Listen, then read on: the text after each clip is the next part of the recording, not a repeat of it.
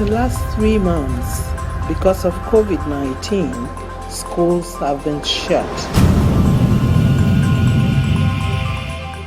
I hope that these materials that we present today will be beneficial to students in their final year of secondary or high school.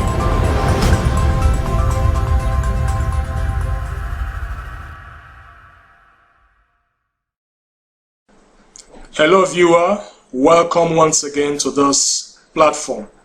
This is a chemistry revision platform for final year students of senior secondary school and high school, as it is known in other climes of the world.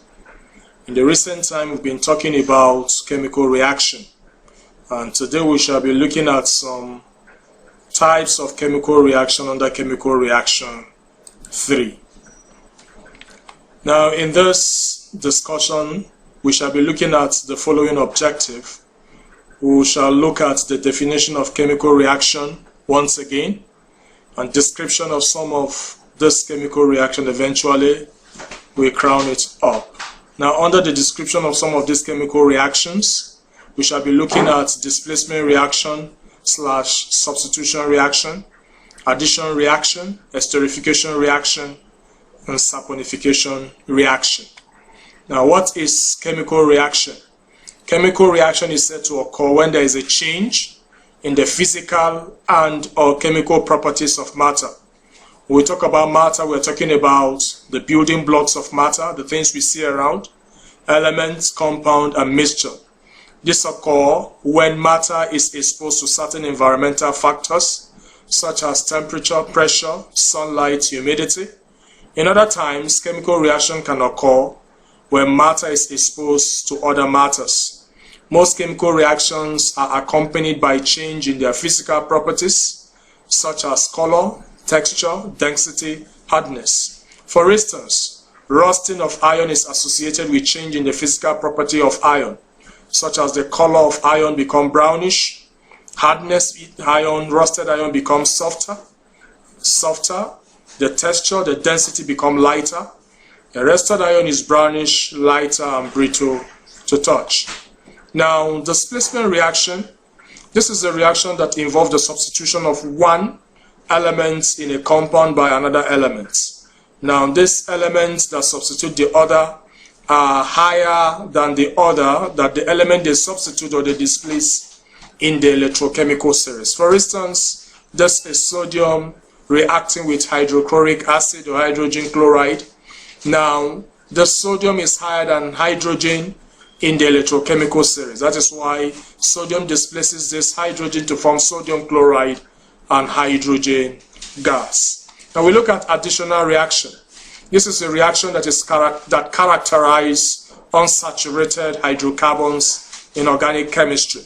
Example of unsaturated hydrocarbon are alkanes, alkynes. These are hydrocarbons. Hydrocarbons are organic compounds that contains hydrogen and carbon only in their molecules. Now, alkanes has a functional group of a double bond, while alkynes has a functional group of triple bond. Now, for instance, this is ethene reacting with hydrogen to form ethane. Ethene reacting with hydrogen to form ethane. Now, this is a typical example of additional reaction. At the end of this reaction, the unsaturated ethene becomes a saturated ethane. We look at esterification reaction. Esterification reaction is a reaction between alkanoic acid and alcohols to form esters and water. Example of this reaction is the reaction between ethanol and ethanoic acid to form ethyl ethanoate. This is ethanol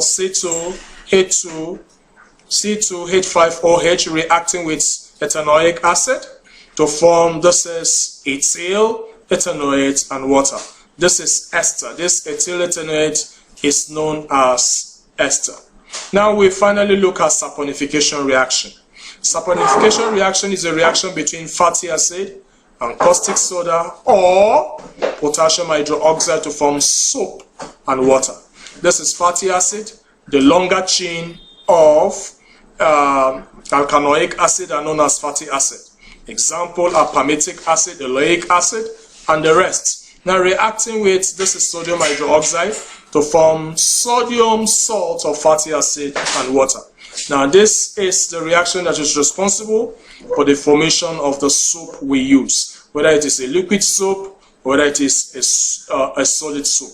What determines whether a soap is solid or liquid is the raw material used. When you use caustic soda and you also use a saturated fatty acid, you're going to have a solid soap. And when you use potassium hydroxide and unsaturated fatty acid, you're going to have a liquid soap.